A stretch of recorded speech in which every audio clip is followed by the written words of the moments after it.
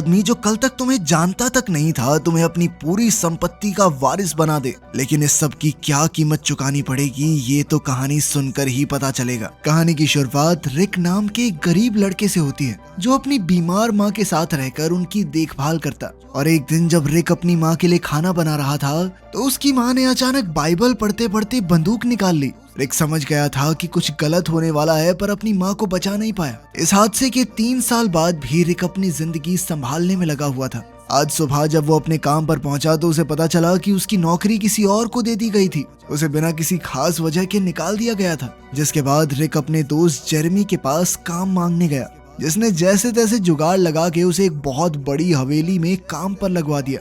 वहाँ काम करते हुए रिक को थोड़ी चोट लग गई, जिसके बाद रिक ने वहाँ की मैनेजर एंटोनेट से फर्स्ट एड किट मांगी, जिस पर पहले तो उसने रिक की मदद करने की बजाय उसे डांटना शुरू कर दिया। पर जब रिक ने उसे बताया कि वो अपनी मरहम पट्टी करने के बाद दोबारा काम पर लग जाएगा तो एंटोनेट उसे मरहम पट्टी के लिए मैंशन के अंदर ले गई। इधर रिक अपनी मरहम पट्टी कर ही रहा था कि तभी एक दूसरी नौकरानी ने एंटोनेट के कान में कुछ बोला, जिसे सुनते ही उसने रिक को वापस बाहर जाने को कहा। हवेली से बाहर निकलते वक्त रिक की नजर टेबल पर पड़े पैसों पर गई और अपनी मजबूरी को याद करते हुए उसने 1-2 नोट उठाने का फैसला किया। पर जैसे ही वो उस कमरे से बाहर निकलने लगा तभी उसकी नजर उस मैंशन के मालिक जॉर्ज पर पड़ी, जो वहीं पास बैठकर रिक को चोरी करते हुए देख रहा था। और अगले ही सेकंड एंटोनेट भी वहां पहुंच गई और उसने रिक को उसी वक्त नौकरी से निकाल दिया। और ये बात सुनते ही रिक काफी ज्यादा डर गया और उसने अपनी गरीबी का हवाला देते हुए जॉर्ज से माफी मांगना शुरू कर दिया। और उसे असली हैरानी तब हुई जब जॉर्ज ने उसे माफ करने के साथ साथ वो पूरे पैसों की गड्डी ही उसके हाथ में एडवांस पेमेंट के तौर पे पकड़ा दी।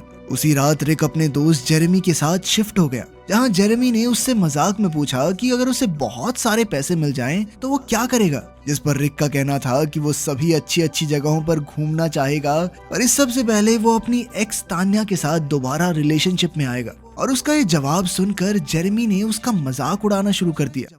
अगली सुबह रिक और जेरेमी आपस में काम बांट ही रहे थे कि तभी रिक को मैंशन के अंदर से मिस्टर जॉर्ज का बुलावा आया। और जब रिक मिस्टर जॉर्ज से मिला तो उन्होंने उसे बताया कि असल में उसके पास कोई वारिस नहीं है, जिस चीज का उसे बहुत ज्यादा पछतावा था। और इसके बाद उन्होंने रिक से पूछा कि क्या उसे भगवान में विश्वास है, जिस पर रिक के हामी भरते ही जॉर्ज ने उसके सामने पैसों का ऑफर रख दिया, जिसके मुताबिक अगर रिक मिस्टर जॉर्ज के मरे हुए शरीर के ऊपर खाना खाने को तैयार हो जाए तो वो उनकी सारी जायदाद का मालिक बन सकता है। रिक को ये सब मजाक लग रहा था, लेकिन जॉर्ज मजाक के मूड में बिल्कुल नहीं था। उसने कहा कि ये मौका तुम्हारी पूरी जिंदगी पलट सकता है। रिक इसके लिए तैयार नहीं था, पर जॉर्ज ने उसे दोबारा सोचने को कहा। कहीं ना कहीं जॉर्ज जानता था कि पैसों की कमी इससे ये काम करवा ही देगी।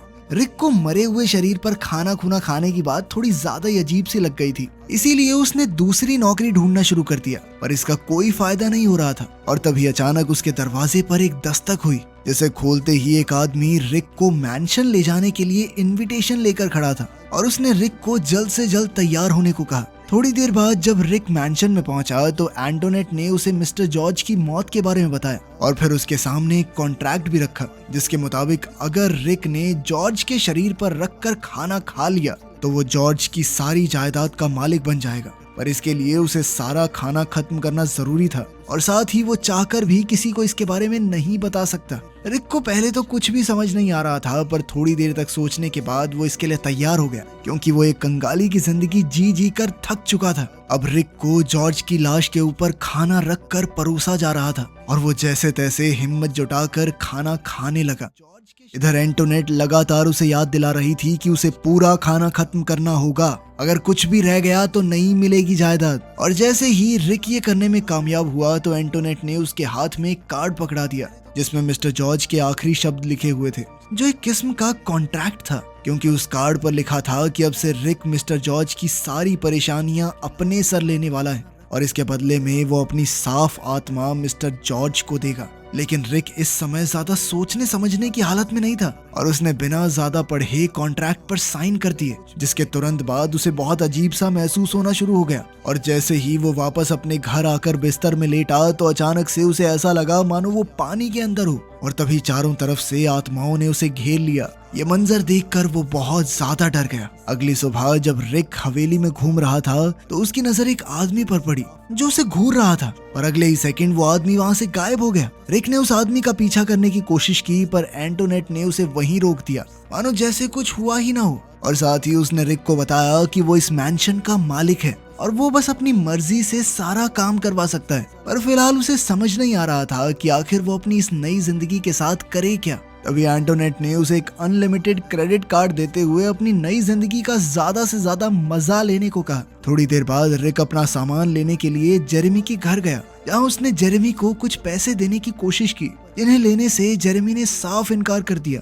वहाँ उसकी मुलाकात एक बार फिर से अपनी एक्स तान्या से हुई, जिसने उससे पूछा कि क्या उसकी कोई लॉटरी निकल गई है, जिस पर रिक का कहना था कि लॉटरी से कुछ बहुत बेहतर हुआ है। वो अब तान्या के साथ कहीं बाहर घूमने जाना चाहता था, पर तान्या ने इसके लिए साफ इनकार कर दिया क्योंकि उसे अभी भी रिक पर पूरा भरोसा नहीं था।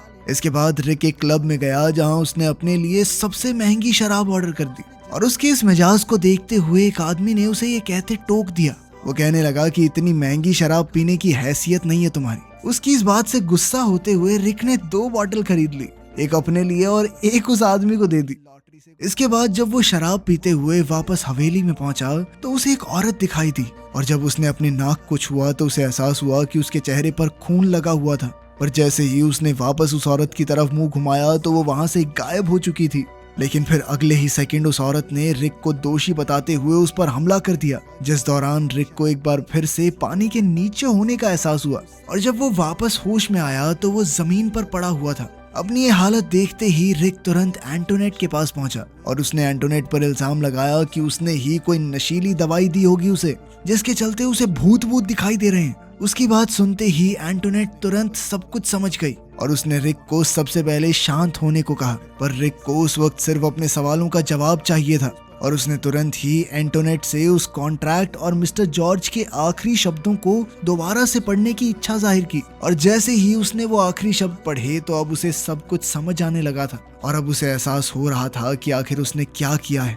लेकिन उसे अभी भी भरोसा नहीं हो रहा था कि जो कुछ भी उसके साथ हो रहा है क्या वो सच में हो सकता है। जिस पर एंटोनेट ने उसे बताया कि अपनी मौत से कुछ समय पहले मिस्टर जॉर्ज अजीबोगरीब जादू टोने में लग गया था ताकि वो अपने नसीब का पाप किसी और को दे सके। इससे वो मरने के बाद नर्क जाने से बच जाएगा। इसके बाद एंटोनेट ने रिक को एक किताब दिखाई जिसमें एक खास रिचुअल के बारे में लिखा हुआ था, जिसमें लोग एक ऐसे इंसान को चुनते थे जो उनके मरे हुए शरीर पर बैठकर खाना खाए ताकि उस आदमी के सभी पाप खाने की मदद से ट्रांसफर हो जाएं। और ऐसे लोगों को खास तौर पर सिन ईटर्स कहा जाता था। अब रिक को एहसास हो गया था कि वो भी एक सिन ईटर बन चुका है। तो एंटोनेट ने उसे समझाया कि पैसा हमेशा एक कीमत देने के बाद ही आता है। पर अब रिक इस सब को वापस से ठीक करना चाहता था और इसीलिए वो बिना कुछ समय अपने पापों का प्रायश्चित करने के लिए सीधा चर्च पहुंच गया। लेकिन चर्च पहुंचने के बाद फादर ने उससे पूछा कि बताओ तुमने क्या पाप किया है। तो रिक को अपने पापों के बारे में कुछ पता ही नहीं था,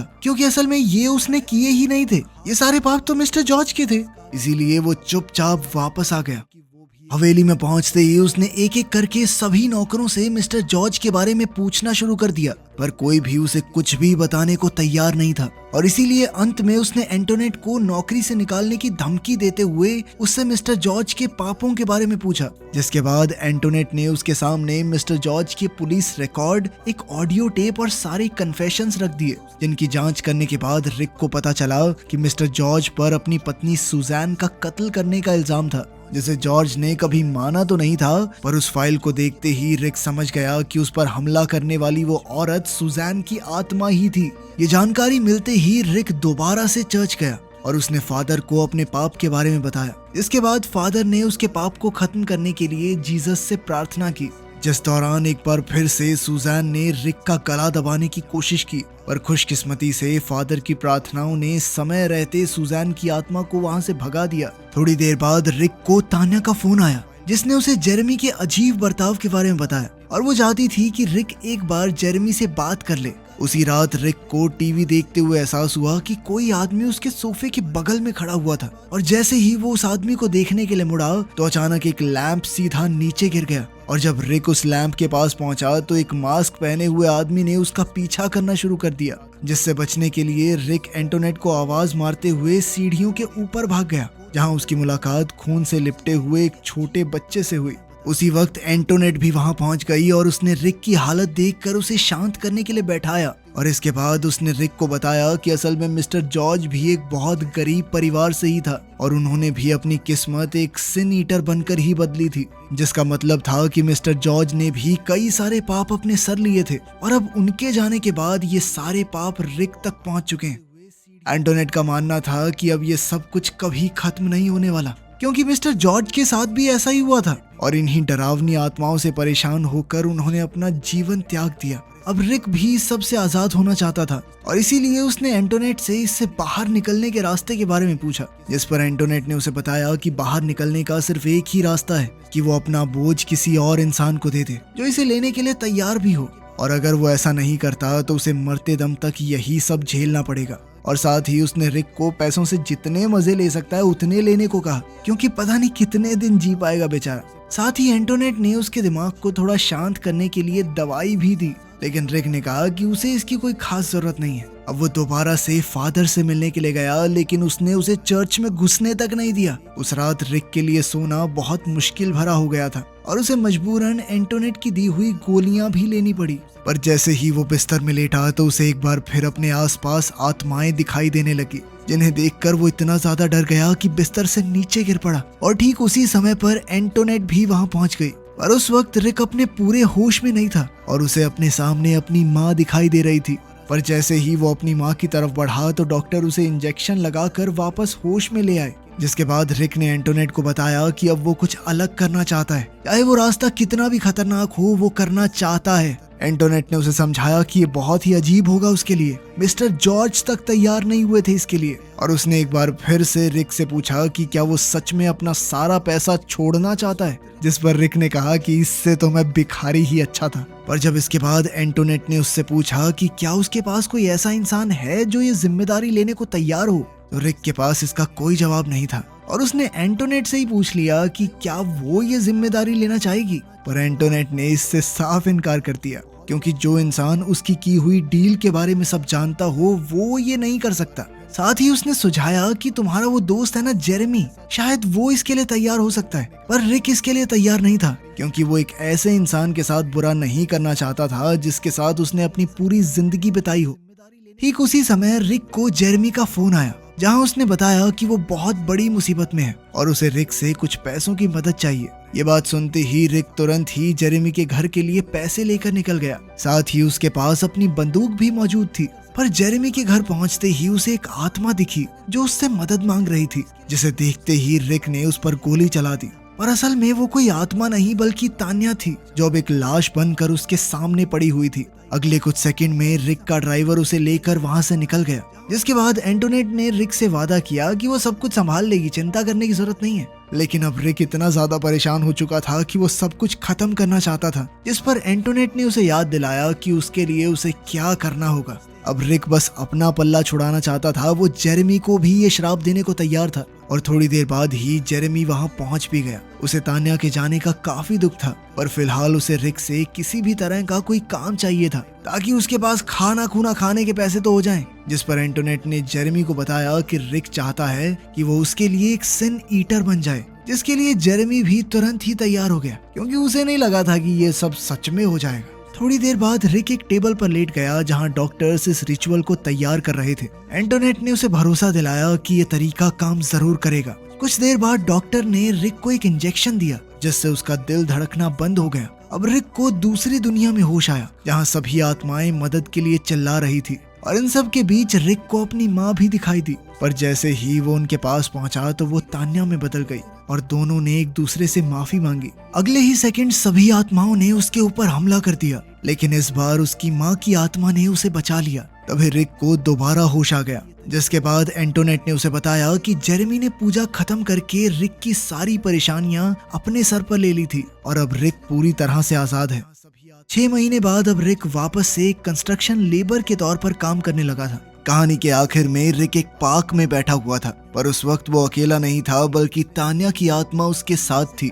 रिक ने अपने इस पाप को जेरेमी के मत्थे नहीं डाला, क्योंकि रिक को तान्या से कोई डर नहीं लगता था। आज भी उसके दिल में कहीं ना कहीं तान्या के लिए प्यार मौजूद था। उधर एंटोनेट ने जेरेमी का नाम एक किताब में लिख दिया, जहां सभी सिन ईटर्स के नाम दर्ज थे। अब उस हवेली में मौजूद सभी आत्माएं जेरेमी को डराने लगी थी, जिसकी चीखों की आवाज एंटोनेट तक भी पहुंच रही थी। और उसकी आंखों से ये बात साफ थी कि अब भी इस हवेली के अंदर कई और सिन ईटर्स का